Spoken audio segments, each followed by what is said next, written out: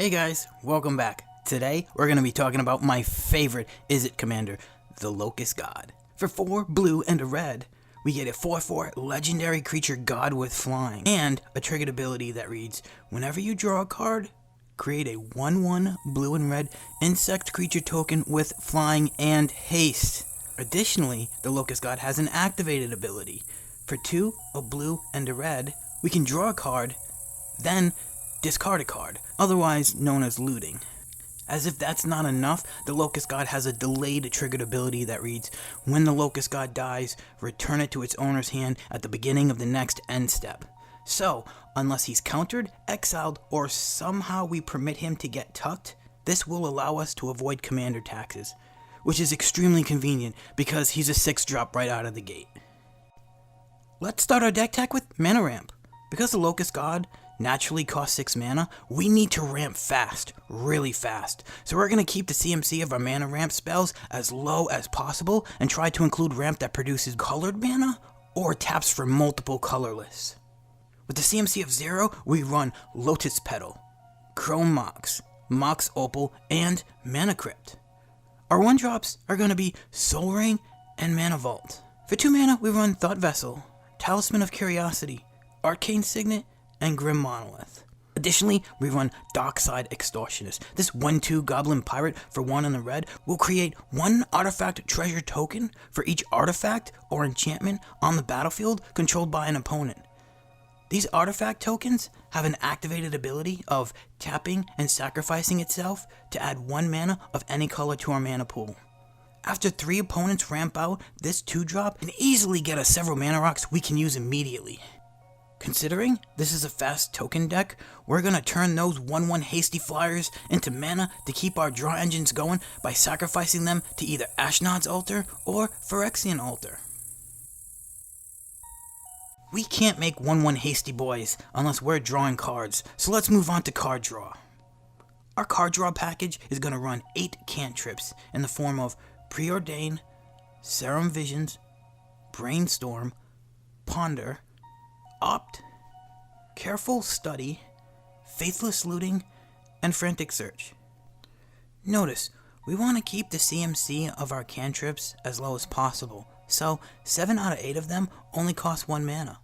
They all allow us to draw cards in addition to other effects like the option to shuffle or scry.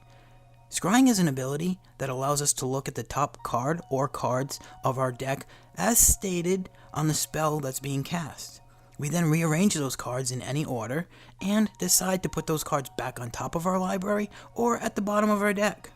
This ability gives us previously unknown knowledge about our deck's order and lets us have some control over what we draw into.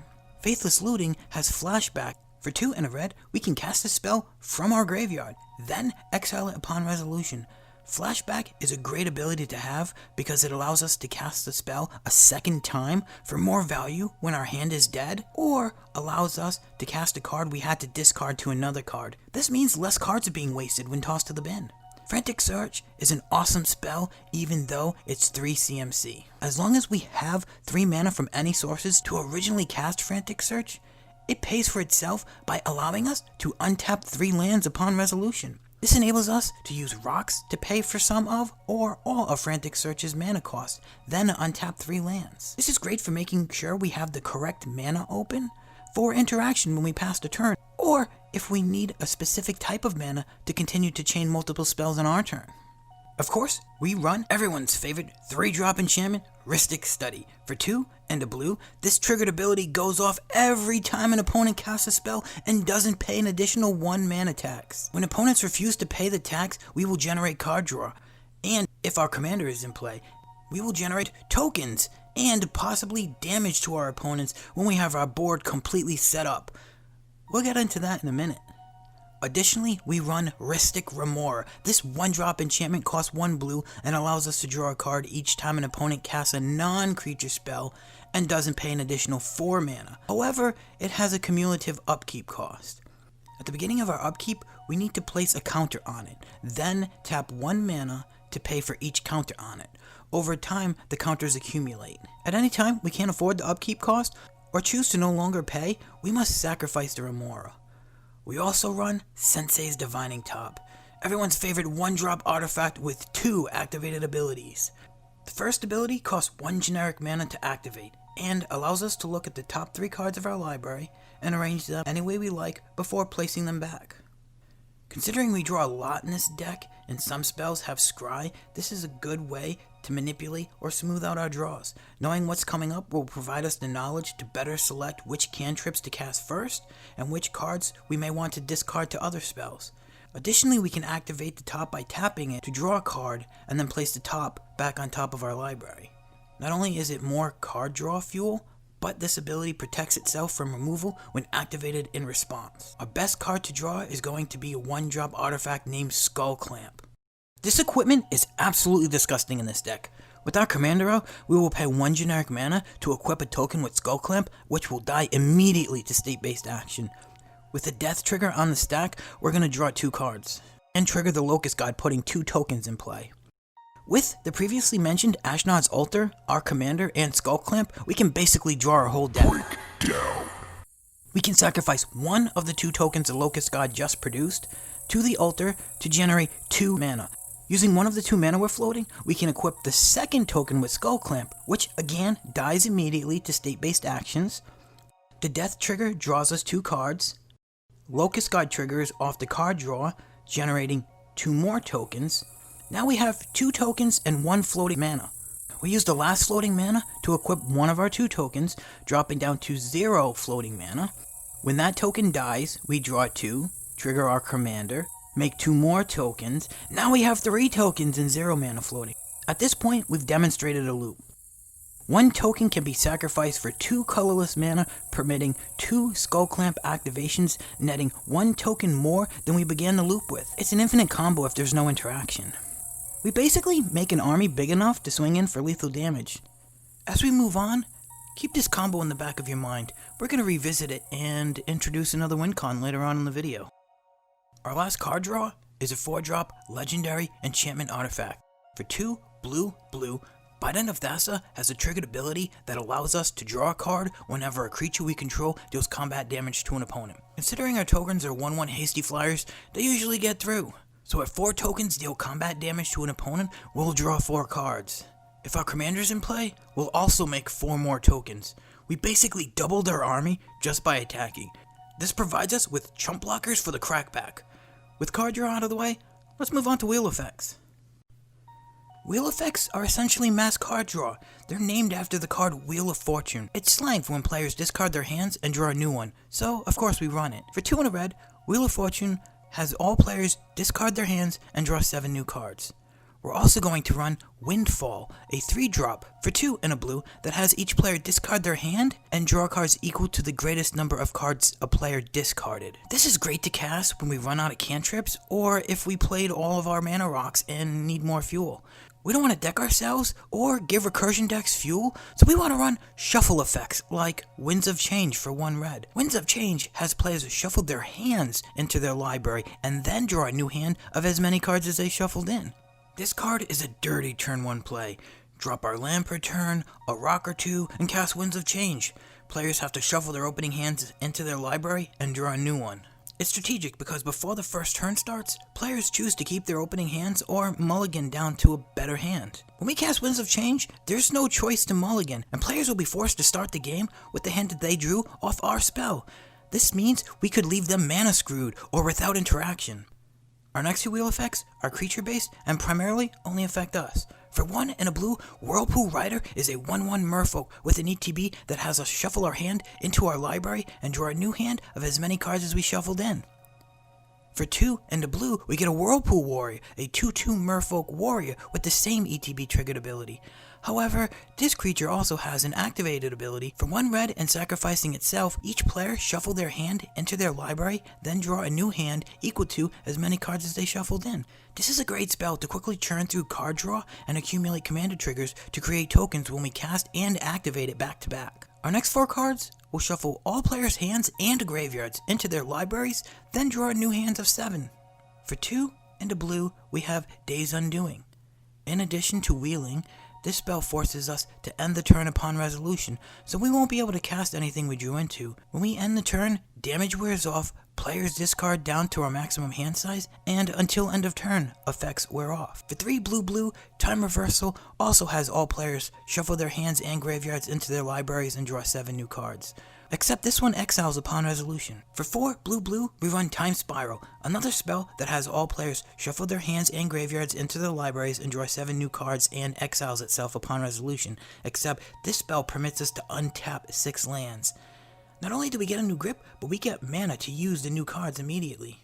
Additionally, we run Echo of Aeons. For 4 blue, each player shuffles their hands and graveyards into their libraries and draws 7 new cards. This spell has Flashback for only 2 and a blue. Flashback will allow us to cast this spell from our graveyard, just like Faithless Looting. Unless we flashback Echo of Aeons, the spell won't exile upon resolution. To conclude our wheel effects, we're running 3 cards with a different kind of wheel effect. Mind Moil is an enchantment for 4 and a red that has us place the cards from our hand at the bottom of our library, then draw that many cards each time we cast a spell. Let's say we cast a 1-drop cantrip. Mind Moil will trigger on cast with our spell still in the stack. We will count how many cards are in our hand and place them on the bottom of our library and then draw that many cards. Now our cantrip can resolve. Each spell we cast after this enchantment is in play will repeat this process. Arjun, the Shifting Flame, is a 5/5 legendary flying Sphinx wizard that grants the same effect. If both Arjun and Mind Moil are in play, they both have independent triggers you must satisfy for even more value. Lastly, we play Teferi's Puzzle Box, a 4-drop artifact that triggers during every player's draw step. The way this card works is a player will draw, then count how many cards are in their hand and place them on the bottom of their deck and draw that many cards. This won't allow opponents to count on their hands for interaction or plan out future turns. Players basically have to cast the most beneficial card they can that turn, because the next turn their hand is going to be a whole new set of cards. With wheels out of the way, let's move on to tutors. This deck draws and wheels so much, we don't need very many tutors. We're only going to be running 4. Personal Tutor costs 1 blue and lets us search our library for a sorcery spell to put on top of our library after revealing it to all players and shuffling our deck. This card is great to search out one of our wheels if we hit a snag. Mystical Tutor also costs 1 blue and allows us to search our library for an instant or sorcery to put on top of our deck after revealing it to all players and shuffling. It's a bit better than Personal Tutor because it's an instant and it allows us to search for an instant in addition to a sorcery. We can tutor out interaction or cantrips at the end of our last opponent's turn to ensure we draw into exactly what we want. We also run Merchant Scroll for 1 and a blue. This 2-drop allows us to search our deck for a blue instant at sorcery speed and put it into our hand after revealing it to all players and shuffling our library. Lastly, we run our old buddy Trinket Mage for 2 and a blue. This 3-drop 2/2 human wizard lets us tutor for an artifact with converted mana cost 1 or less and put it into our hand. This guy is going to get us our choice of 6 of our 10 mana rocks, or Skull Clamp, or even Sensei's Divining Top. So it depends if we need ramp or card draw. If we don't need him, he's great hand fodder to discard to other spells, or draws us more cards off our wheels. People will quickly learn how explosive this deck can be. We're going to need ways to interact and disrupt players, preventing them from interacting and disrupting us. Let's move on to Disruption. Again, we need to keep casting costs low so we can respond to other players trying to stop us mid-combo. Swan Song costs 1 blue and counters target enchantment, instant, or sorcery, giving the countered spell's controller a 2/2 flying bird token in exchange. For 1 and a blue, negate counters target non-creature spell. Mana Drain costs blue and ramps us colorless mana equal to the countered spell's converted mana cost during our next main phase. Remember, if we cast this during combat or main phase 1, we get that mana in our main phase 2 of that turn. Otherwise, our next main phase will be next turn's main phase 1. We also like spells that have alternative costs much cheaper than a converted mana cost. Fierce Guardianship is a brand new counter spell that costs 2 and a blue to cast that counters target non-creature spell. Additionally, we may cast it without paying its mana cost if we control our commander. We're probably using it to protect our commander, so it's definitely worth running. Pact of Negation costs 0 mana to cast and counters target spell. However, it has a delayed trigger requiring us to pay 3 blue at the beginning of our next turn's upkeep.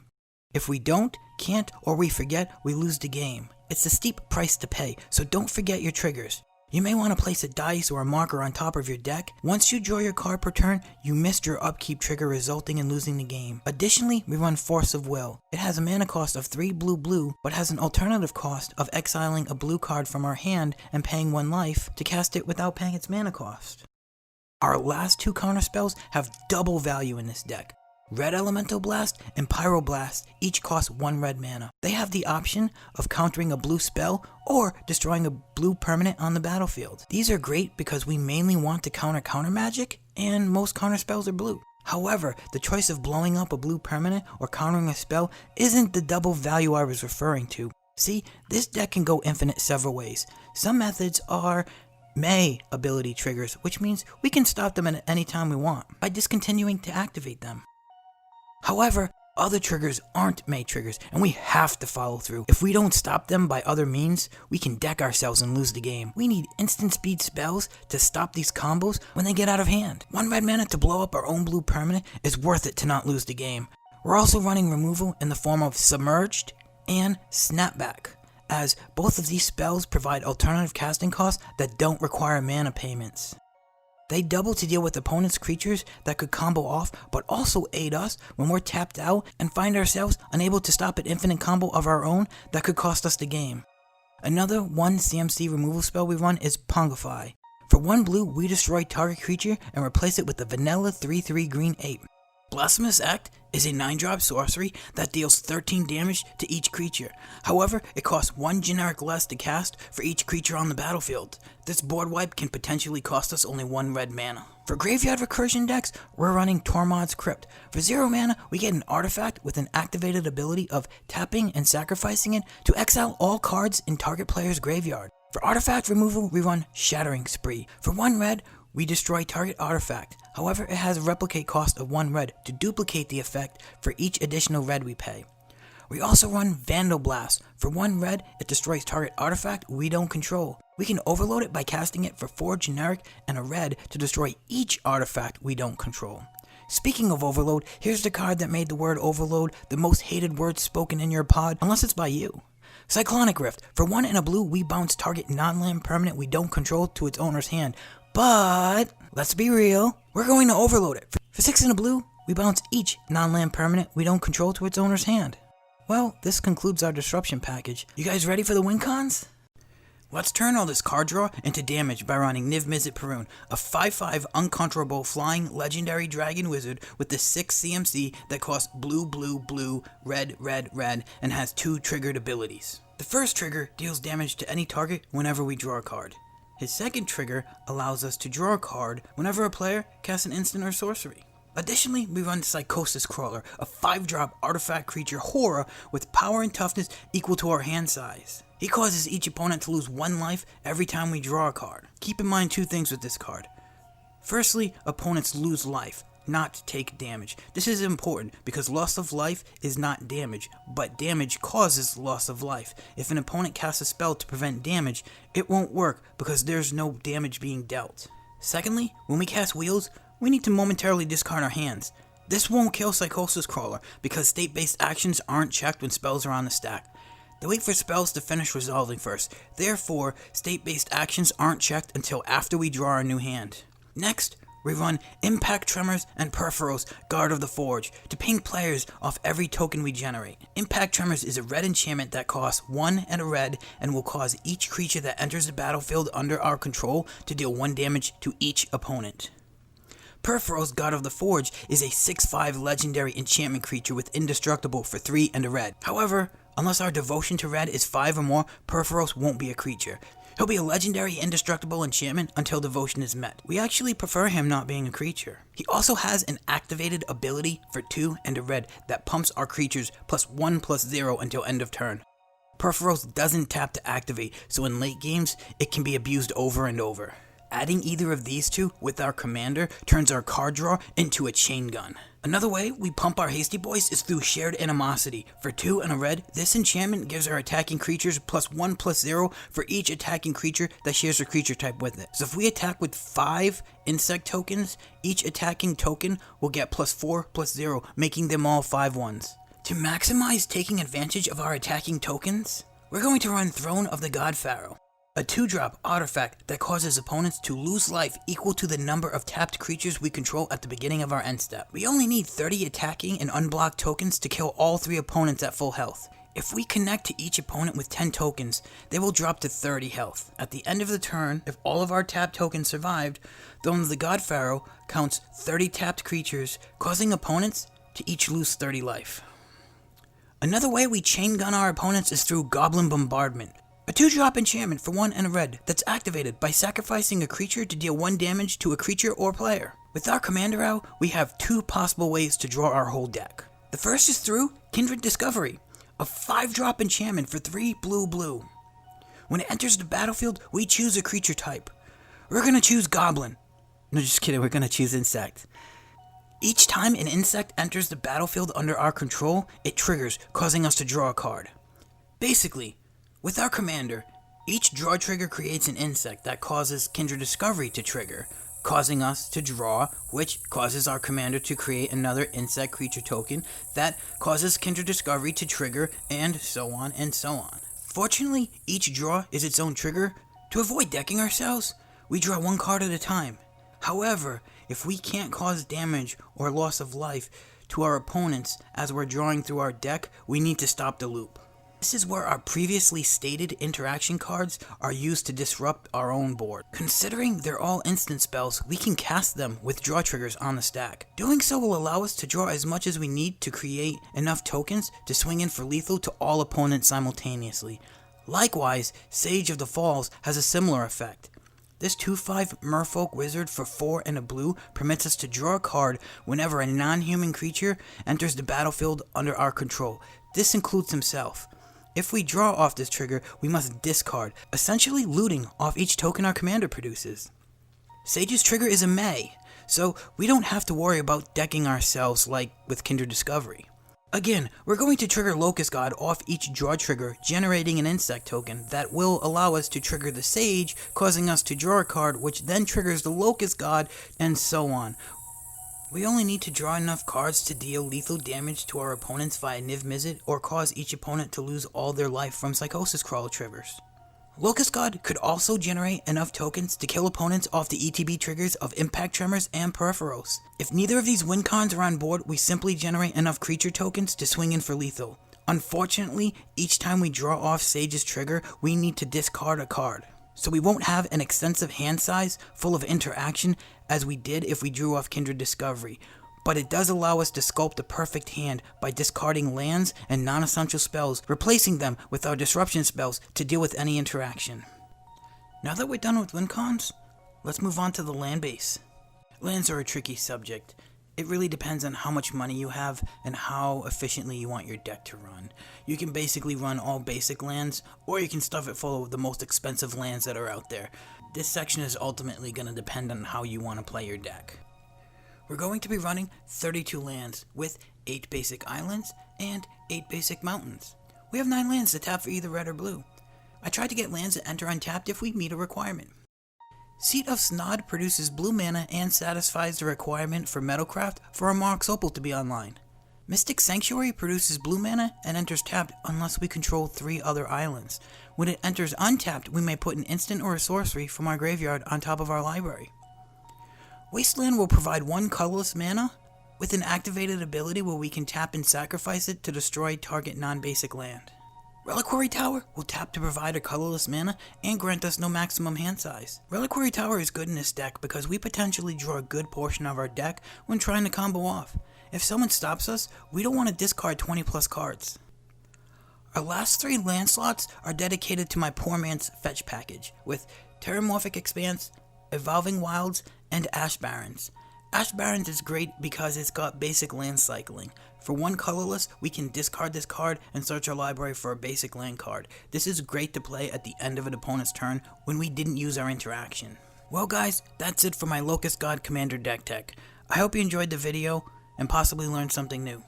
I know my deck techs run a little bit long, but I really like to delve into the mechanics, the interaction, and the timing of gameplay so that newer players can get an understanding of how the combos work. I'm trying to keep them shorter. With that, what are your thoughts? Are long videos less enjoyable? Do you run different combos in your Locust God deck? Would you enjoy piloting this version? Thanks for checking out the video, and always remember to leave mana open for interaction.